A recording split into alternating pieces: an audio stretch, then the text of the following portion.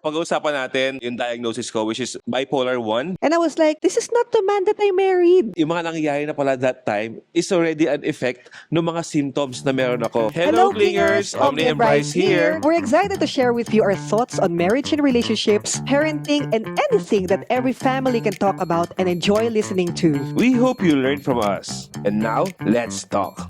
Hey, Hey, fam! Paano ba to? After 3 years of thinking and konting planning, yan, finally, may podcast na tayo! Yeah, guys, it took a while for us to really start this, but I Yes. think it's worth it. And I think... Exciting. Exciting, oo. Kasi siguro kaya din kami natagalan na mag-launch ng podcast is because we couldn't think of the right topic to be the pilot episode. Maraming naiisip, pero wala pero yung parang, wala yung, ito na yun. parang wala yung bugs. Diba? Oo nga. Na parang ito na yun. So today, for this episode, ano pag-usapan natin, Mami? Yeah, actually, first and foremost, as you notice, parang medyo MIA tayo the last 5 months. Medyo, di ba, konti lang yung postings, the vlogs have been slowed down. Until itong recently na lang Until namin yung napadalas. And as you know, Bryce's father died and Talaga ba? Pati nga si Papa? Ano yun? then after that, parang medyo tumahimik ang buhay ng The Clingy Fam. So a lot of you are wondering, kamusta na ba talaga kami? And I think this is the right time for us to really get you up to speed. You've always been there in our journey since we started vlogging. Pero for the last 5 months, di kami masyadong nakapag-update. Siguro to put it more in context, we're going to really talk about mental health awareness. Pag-uusapan natin yung diagnosis ko, which is bipolar 1 manic episodes. Yes, Na yes. may kasamang grief reaction. Yung mga causes, pag-uusapan natin, yung mga trigger niya, how is it related dun sa grieving ko, sa pagkawala Yes. ni Papa. Nung nag-grieve lang ba ako, dun siya nagkaroon talaga? Or Yes. possibly noon pa? What does it mean kapag sinabing may bipolar disorder? Yan, Yes. importante malaman natin yan kasi yung iba, hindi pa rin ganun ka-open about this subject eh. Yeah, actually, for some reason, some people have a stigma Yes. kapag sinabing bipolar. So, it's really important to understand ano ba yung pag sinabing bipolar, ano ba yung pag sinabing depression, kasi magkakaiba pala sila. So pag-uusapan Diba? din natin yung mga symptoms para klaro. Yes. At least the ones that I have. Okay? Yes, yes. And marami tayong na-realize lately, Mami, Yeah, di ba? important About learnings this. Oo, yung mga about learnings. this. Yes, correct, Yun. correct. So, let's go, Daddy Bryce. Let's end this podcast na. Hindi, joke lang. Ang haba ng intro natin. Obviously, guys, na-excite kami, no? When you say bipolar, ikaw, Mami, baka gusto mong explain to. Since narinig mo naman yung explanation ni Doc, or ako na lang? Ikaw na lang. Ako na lang ulit. Oh, ikaw na lang ulit. Okay. When you say bipolar, it's actually, di ba, yung word na bi and polar. Pag sabing bi, two, dalawa, di ba? Two. Yes. Dalawa. Two, pero isang daliri ang inangat. Di ba? Dalawa. Okay. Wait, natutuwa ako sa atin ha, kasi na-miss ko yung ganda, Mami. Nagkukwentuhan Okay. tayo in front of the camera. Nagkukwentuhan lang tayo ng may audience. Oo, naman audience. Tapos, may nakikinig sa kotse, kung nasa man sila ngayon. Ay, by the way, kaya para to the family podcast ha, kasi anyone in the family can listen to this and you can Yes. talk about this when you're traveling or on the road or kahit ano pag ginagawa nyo. Anyway, going back to the topic, when you say bi, dalawa yun, di ba? And polar, ibig sabihin, there are 2 poles. Kumbaga sa Earth, meron tayong South Pole, South Pole? Baliktad na lang. And North Meron Pole. tayong South Pole and North Pole. In short, when you say bipolar, yung disorder na to is characterized by 2, what do you call it? States, okay? Which is yung depressive state and manic state or yung depression and mania. Yung depression, mga familiar na tayo doon, di ba? Alam natin yan, yung low energy, walang ganang kumain. Hindi makakilos. Yes, diba? oo, yung mga, as in parang wala na, gusto mo lang magmukmok, yung gano'n, no? Yeah. But of course, guys, forgive us if yung mga term na gamit namin is not really, kumbaga, kasi we're not professionals here. We're just Yes. gonna share with you based on our experience. So And in feel free- layman's term, And in based layman's on term. how it was explained to us in a Yes. layman's term. Feel free to correct us. You can comment on our posts or you can reach out to us kung may mga gusto kayong maklaro. Alright? So again, pag sabing bipolar yan, walang energy, walang gana, mood is super down. Pag sabi naman mania, this is characterized by excessive emotional energy. Yung parang, ay, hindi na to normal kitang-kita. Yung ramdam ng tao, pati sa paligid mo, pati pamilya mo, ramdam na may kakaiba sa'yo. Kasi iba yung excitement mo, heightened mood. Pag galit na galit. oo. Pagka masaya, masayang-masaya. Yes. So, walang middle ground, Yun sabi yung nga mania nila. o yun yung manic mania. state, alright? Oo. And isa pa sa pinakamatindi na meron kapag may mania is yung impulsive. Impulsivity. To the point na hindi mo na naiisip yung consequence ng magiging action mo as a response to the emotion. Yung mga sinabi natin, yun yung mga obvious reasons. Pero syempre sa pagsaside ng psychiatrist gaya ni Doc De Llosa, sa perspective ng psychiatrist is actually caused by chemical imbalance in the brain. Diba kasi yung utak natin, sabi nga ni Doc, parang CPU eh. Siya yung CPU ng katawan natin. And kapag may problema sa CPU, ano nangyayari? Naglalag yung computer, nagkakagulo lahat. So that's what's happening, nagkakaroon ng chemical imbalance. So when we say chemical imbalance, pag kasi ang tao depressed, nagkakaroon ng imbalance yan sa yung serotonin level niya. Tama ba? Serotonin? Serotonin. Yes. Parang ano siya, alternating serotonin imbalance, tsaka adrenaline and dopamine imbalance. Yes. So imagine mo guys, Yung nag-alternate pa siya. serotonin, yun yata yung ano Kapag yung depressed. nagko-cause ng depression. Yes. Pero yung adrenaline and dopamine imbalance, yun naman yung para sa mania. Yes. So, yun yung nangyayari sa perspective ng psychiatrist. Sa perspective naman ng psychologist, bukod sa chemical imbalance, meron din siyang mga triggers. May mga causes siya na psychological. Kaya nga psychologist, di ba? Hindi lang naman laging yun yung reason. Possible din kasi na genetics siya. Okay? Yes. But sa perspective naman ng psychologist, of course, may psychological reason to kung ba't siya nangyayari. Ano yung mga nag-cause psychologically. No? Yun yung Yeah. pag-uusapan natin. Yeah, actually, hindi sa amin ang galing to ha. To clarify, these are actually explanations done by Bryce's psychiatrist and psychologist, Dr. Randy De Llosa. Yeah. Before we bore them with scientific terms, sagutin muna natin yung tanong na, kamusta ba tayo the past 5 months? Yes. Which is basically the cause of this or yung naging trigger nito. Tama ba? Medj! Bench? Hindi, yun talaga. Sagutin mo muna yung tanong. Diba? As some of you already know, namatay nga si Papa March 16. 16. Oh, Yeah, nasa camp tayo nun. nasa cap. Oo nga. Ilang buwan na? March, April, May, June, July, August, September. Almost 6 months na. Yeah. Ayan. So 6 months ago, namatay si Papa. He left us ng biglaan actually. Biglaan He siya. died of cardiac arrest. Yes, unexpected and shocking talaga yung pangyayari, guys. Yes. Especially for me kasi ang nangyari that time, pauwi kami ng Bataan, no? Kasi that time Days parang before that. days before mawala si Papa kasi yun yung parang direction, yun yung nangyari kay the Lord sa heart namin na parang we have to spend more time with our loved ones, with their family, pati yung extended, pati sila mama, sila papa. So that time, nagpaalam talaga kami sa sa church commitment namin. So uuwi kami dapat ng Bataan. Tapos that time, ang dami na namin plano, guys. Sabi namin, the next time na mag-Boracay kami, dapat kasama si Papa. The next time na mag-Hong Kong kami, dapat kasama na si Papa or si Mama. As in, may mga iniisip na kami kasi parang finally, medyo nakaka-LL na tayo ng konti. Nakakaluwag-luwag. Nakakaluwag-luwag. Bakit di nila alam yun? Oo. So, sabi ko, it's about time that we give back to our parents. Pero yun nga, imagine having those thoughts, having those exciting things in mind, tapos biglang namaalam yung tao na, parang naiyak ako, parang na-process ko yung grieving ngayon bigla. Sige lang. Okay lang yan. So yun, so anong nangyari? Yun, nagulat talaga ako sa pagkamatay ni Papa. It was really shocking and parang syempre, hindi mo maiwasan, nandun yung denial na parang talaga ba, totoo ba to? Ang pinakamatindi pang nangyari is that days before mamatay si Papa, pauwi kami ng Bataan, ng province. Mag-spend kami ng time with them. Tapos yun, nawala siya. Ayun pala, papakita natin dapat sa kanya si Future, yung new car. Kasi alam ko, mahilig sa car si Papa, tsaka ma-proud at matutuwa yun pag nakita niyang may new car kami. Although na-post ko sa Facebook, buti nga nag-post ako kasi nakita niya doon, talagang naiyabang niya sa kapatid ko yung kotse namin. In a good way. Ay, in a good way. When I say naiyabang, proud Proud talaga, siya. proud tatay. Tapos kulay pa na favorite niya, green yung kotse. Yes. Tapos, excited ako ipa-drive sa kanya kasi alam ko matutuwa siya. Tapos yun na, pag uwi namin, wala na. Second night na ng wake niya. Ang sabi kasi, yung grief reaction actually is a normal thing, sabi ni Doc De Llosa sa amin. No? And yeah, it's true. I agree. Yung grief reaction is a normal thing. In yung case ko, though, naging abnormal kasi sobrang daming factors to consider. Yeah, noon nga, nasa second night ka na. What happened on the second night? Ayun, on Yun the na. second night, guys, dumilim. Hindi, joke lang. On the second night, pag uwi ng Bataan, alam mo yun, imbis na mag-iyak ako doon, ang inisip ko na agad, so naiiyak ako. Napaprocess ko siya ngayon bigla. Kasi, guys, eto sabihin ko na, ba't ganito? Ba't ako nasa-surprise na naiiyak ako? Kasi the problem why napunta ako agad sa manic state is hindi ko na-process yung grieving. Parang ang explanation, ako na muna mag-explain kasi naiiyak ka na eh.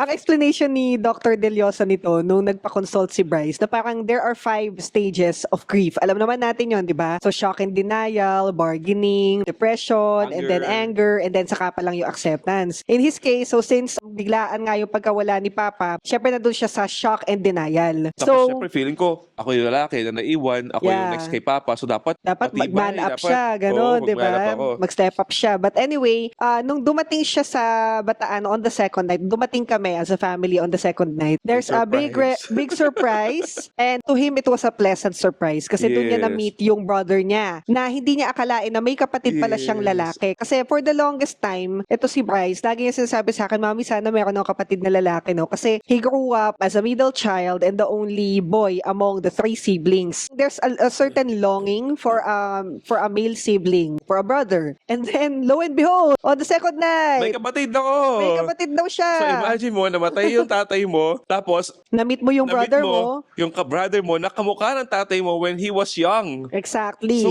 parang grabe, saan ko ilalagay yung grieving doon? Natuwa talaga ako, guys, as in yung sayo ko, iba yung lukso ng dugo when I met my brother, na bukod doon sa feeling na parang, shucks, si Papa to ha, na nabuhay nung kabataan ni Papa. Bukod doon, syempre, shucks, I have a brother. So, And I was so happy for him. Ako pa nga nag-announce di ba? oo, siya pa yung tumawag sa akin. Tapos Kasi everybody was having a hard time. yeah, they were worried. Kung paano baka magalit sasabihin ako. sa kanya kasi nga present syempre doon si brother. So parang nung pagdating namin, parang nasisilihan yung mga tao kasi hindi alam paano i-break sa kanya yung news na may brother pala. Ang ginawa nung mga kapatid niya, nung bayaw niya, sa akin nagsabi, parang lika, dali, may importante ko sabihin sa'yo. Tapos pinakilala nga sa akin si Nelson, yung brother ni Bryce. And then they were like, kapatid nila Bry. Sabi ko, asin kapatid? Totoo? Asin talaga? Hindi nga, dito prank ka, gano'n. Tapos nakangiti ako kasi parang they were worried kung paano sasabihin kay Bryce. Pero ako, siya, alam ko na niya matutuwa si how Bryce. but I wanted to have a brother. Ang una kong tinanong naalala ko, sabi ko, alam na ba nila Ate Bry? Sabi, alam na daw. Alam na ba ni Mama? Alam na daw. Sabi ko, ba't di niyo pa sabihin kay Bryce? Si Mama lang dapat yung isipin. Sabi ko, ganun.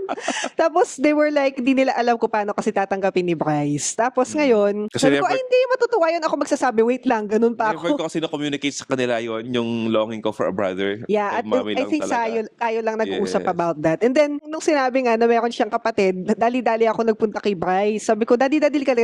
Sabi ko, dali, ganun pa ako. Di ba gusto ng kapatid? Alika, may kapatid ka. Doon. Oo, sa ako nakakiti lang. Kasi Nakakiti lang kasual ako lang, also ganun. out. Alika, may kapatid ka nandun, 19 years old na. Ganun. Sabi niya, hindi. Half of my age. Oo, sabi niya, hindi nga, baka pinaprank ko lang ako. Hindi prank kalika, tingnan mo, makikita mo. Tapos nun nga, nung na-meet niya, nakita niya kamukha ni Papa, di mo kailangan ng Hindi mo DNA matatanggi, as test. in. Di mo matatanggi, pati Although yung hindi naman 100% tindig. kamukha, pero tayo makikita mo. May kita mo si Papa sa kanya. Tapos, parehas kami ng daliri, as in, parehas Oo. ng mga kuko, yung gano'n na parang, shucks, ito ba to? Yung gano'n. So, yun. So, Sobrang saya niya, actually. So, parang yung lungkot niya kay Papa na hindi niya pa Na-suppressed. napaprocess, parang nasantabi yun. yes. Kasi nga, biglang meron siyang dapat i-celebrate. And I was very happy for you. I was very happy I for know, him. yeah, I know. And I was very supportive of the fact that he will catch up. Kasi nga, it's a dream come true for him. Yeah, dream talaga guys. As in, Yes. prayer talaga. Magigising ako sa hating gabi. Nanaginip ako na may kapatid ako. Okay, napaginip ako yung mga best friends ko in the past. Nagulong talaga ako ng kapatid. So, ang nangyari, in my case, na-suppressed yung depression. Yeah. Kaya puro mania yung nangyari. Na-shock and denial stage pala ako ng grieving. Ang nangyari na agad is, yun na, yung manic state Yung mga na. manic episodes. O, manic episodes na. Parang when Papa was finally buried, so umuwi kami ng Antipolo, nalungkot siya nung umuwi kami ng Antipolo until the family decided to go home to Bataan Mm-mm. for a time. We gave up our house here in Antipolo. We brought all our things to Bataan. And it was really sudden. We just told our friends, our closest friends, that the family decided to move to Bataan. This is only temporary while the family is processing the grieving and all that. So yun. As back then, I didn't know, it's already mania. Yeah. Oo, Yeah. impulsive na siya eh. Kasi impulsive na yung decision making. Pero I believe din naman, actually, I believe then God allowed it to happen Yeah. for us to go through all these things that we had to go through and Yeah. learn something from it. So when we went home to Bataan, of course we had plans, 'di ba? Na parang nakaposisyon na sa utak namin na meron kaming tiny house na bubuin doon. Tapos doon muna kami. Yung mga gamit namin bahala na ipamigay yung mga ipapamigay kasi dapat yun i-live selling namin eh. Pero wala Yeah, nang yung time, so we masikaso. ended up giving away things, appliances, big ticket items. So bahala na yan. Basta ang importante makalipat lang kami ng Bataan and then start a life in a tiny house beside Mama's house. So the idea excited us kasi nga si Bryce noon, ang point of view niya, he wants to be there to support his mom and his Yun. siblings. That's what I was gonna say kanina. Oo, na parang the reason why he really wanted to go there is because he wanted to comfort everyone. Yeah, I thought kasi that's what a good Christian son and good Christian brother should do. 'Di ba? Na parang Yeah. ako nagkapaka-Kristiyano lang ako, 'di ba? Na parang not only that you are being a Christian, but also you love them. yeah, of course. Yeah, and Definitely. that's the parang at that time, parang that's the best act of love That na pwede I niyang could show, gawin, that yes. he could show.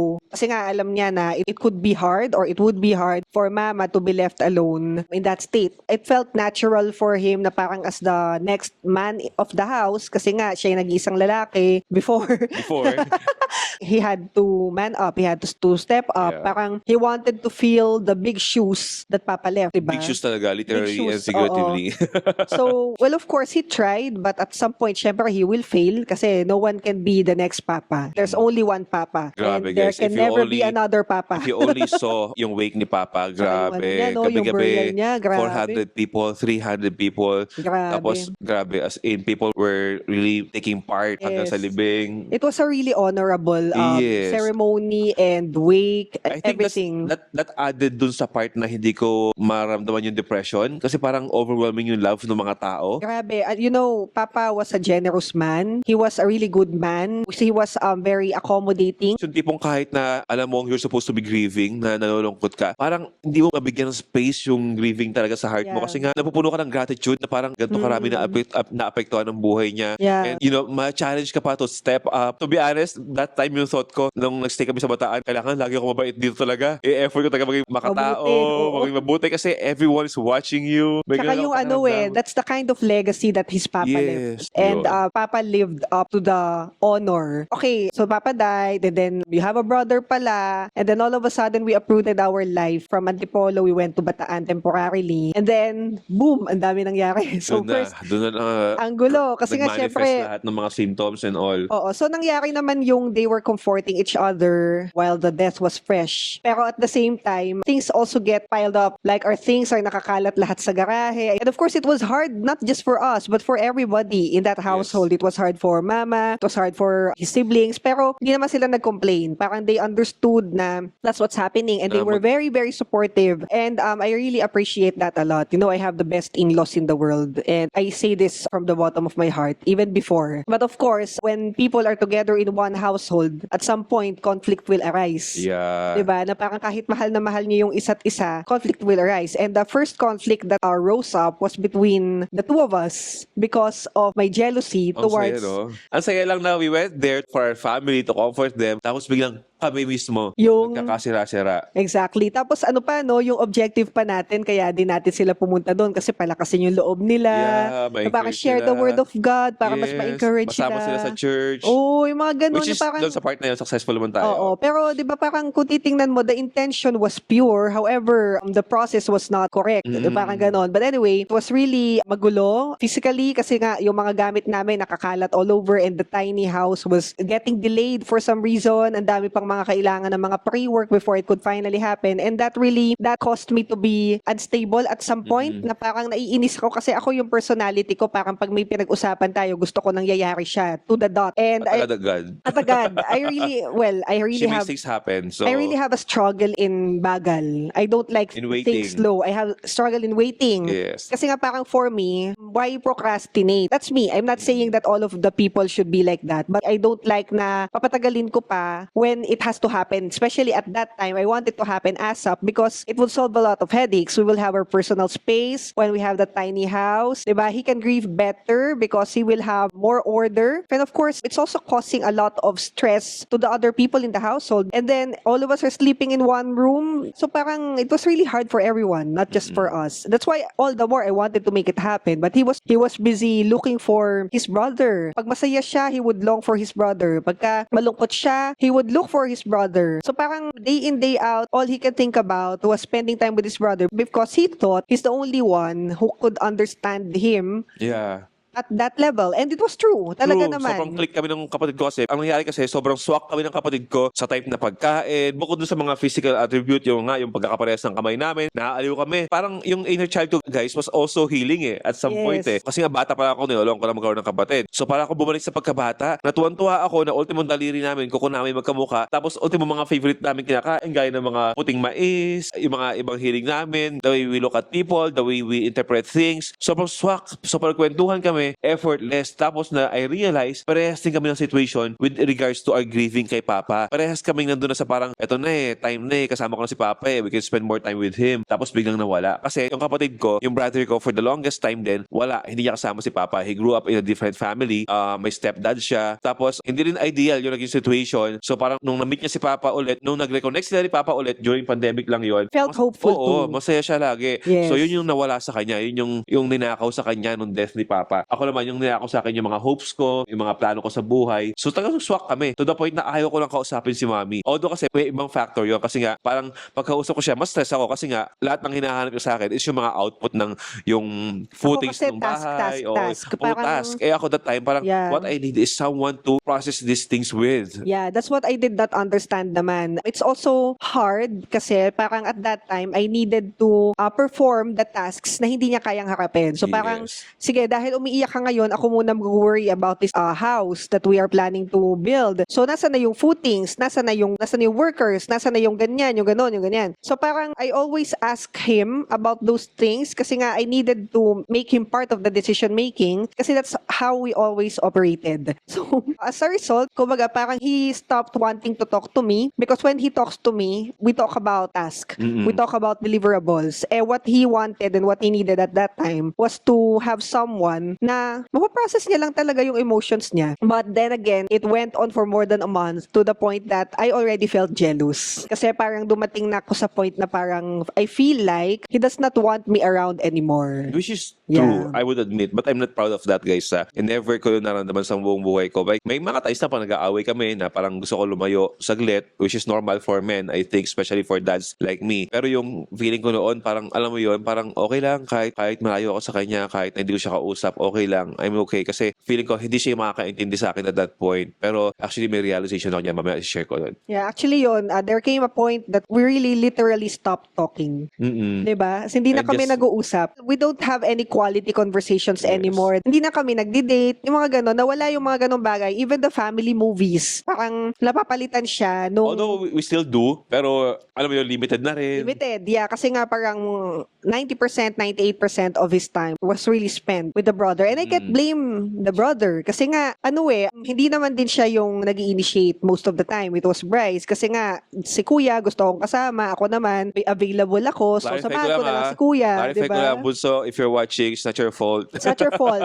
Yun nga, alam nyo guys, ito nga yung nakakatawa. Lagi ko sinishare sa mga friends ko. It's not like I want this to happen, di ba? Pero nakakatawa lang siya. Diba, parang buti sana kung mistress, pwede mong saktan, pwede mong sabunutan, di ba? Sabi ko sa kanya, Mami talaga, nagsiselos ka sa kapatid ko. Lalaki to in the first place. So, yun nga, that's why it's really, for me, I feel like it's also dumb to feel that way. And I hated how I felt also because I know it's not his fault. It's not the brother's fault. It's not for him to be blamed. Kasi nga, ano lang bang malay niya, di ba? Iniyayaya lang naman siya na sumama, available siya, gusto niya rin i-comfort yung kuya niya, di syempre sama siya. Ako naman, on the other hand, syempre parang naiinis kasi yung time na supposedly para sa amin ng mga bata, sinispend nila together. Yeah, pero that was then. And I made it clear naman to Lil Bro na it wasn't his fault and it's our issue to fix as husband and wife. Yeah. Yeah. Tapos, little that we know, yun na pala, yung mga nangyayari na pala that time is already an effect ng mga symptoms na meron ako. Yun na, manic episodes na pala. Manic episodes And it na was pala. hard for me to handle because I don't know what's going on. Na Parang Yes. all of a sudden, my husband is acting like a stranger. Yes. I mean,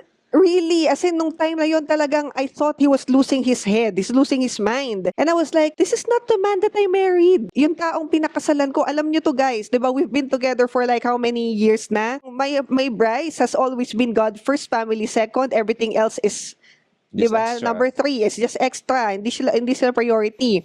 And then all of a sudden, he's turning into a man who would set us aside and prioritize other things. And I was like, hindi to si Bryce. Not just my brother alone ha. Marami kasi. Kasi nga Marami. parang ako na yung padre de pamilyang bago eh. So marami akong roles na tinitake. And actually, Yeah. that time naman, ang feeling ko naman, para akong stretch na goma. Matak na Yeah. matak na ako. Parang I was expecting, sana yung wife ko would understand. Na parang, I would even question her na, why don't you allow me to grieve? Parang may ganun pa akong drama. Na, Yeah, actually those things naman that he was doing, these are good things and acts of love. Like yun nga, Yeah. yung paghatid-hatid, yung pagdadrive for the family, it was something he has done out of love. And yun talaga yung gusto niyang gawin at that point. Hey, mami, sorry to cut you, mami. Alam ko nag-enjoy ko magkwento, kaya lang baka mapasobrang haba ng episode 1 natin. So I think, pag-usapan natin sa next episode yung mga symptoms. Ituloy Right. natin yung kwento doon. Right, Okay? sige. So yun. So thank you guys for listening. Thank you for joining us in today's episode. Stand by for Part part two. 2. Stand by talaga. Hindi pa alam yung mga linya eh. Bago pa lang yung podcast. Oo.